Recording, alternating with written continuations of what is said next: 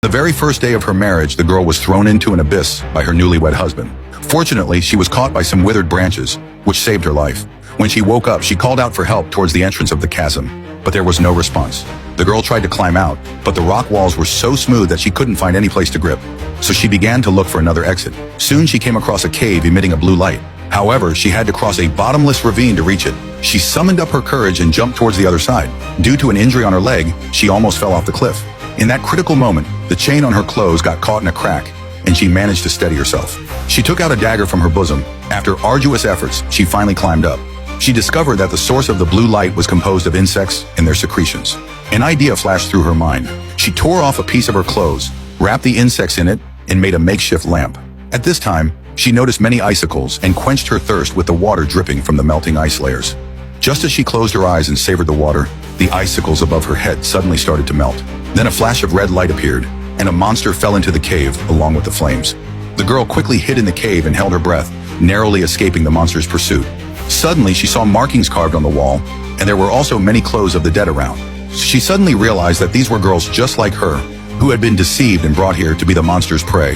At this moment, the girl followed the map left in the cave, and learned that if she went in this direction, she could reach another exit, which meant that someone had escaped before. Soon, she found the place where the sunlight shone in. It was an entrance filled with crystals. She picked up a crown on the ground, tore her long dress and wrapped it around her limbs, and started to climb up. She was determined to leave this place and stay alive. Suddenly, a dark shadow appeared at the bottom of the cave, emitting a terrifying roar. Hearing this, the girl was so nervous that she accidentally fell down. Seeing this, the monster opened its mouth, waiting for its prey to fall into its trap. In that critical moment, the girl hooked a rock with the crown and luckily saved her life. So the girl started climbing again. But when she reached the exit, she found that it was on top of a cliff, and there was no way down.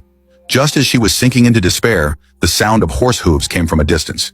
She quickly waved her arms and shouted loudly, trying to attract attention. Unexpectedly, the monster suddenly flew towards her. Frightened, she retreated to the corner and found a skeleton beside her.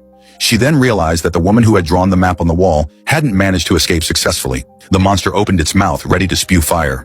The girl realized that she couldn't escape this time. At this moment, a shout interrupted the monster's attack. The monster didn't like being disturbed during its meal and immediately flew over to check. Hearing her father's shout, the girl rushed back, wanting to warn him to be careful. But she accidentally broke into the monster's lair. In front of her were scattered a crown and the bodies of 3 baby dragons.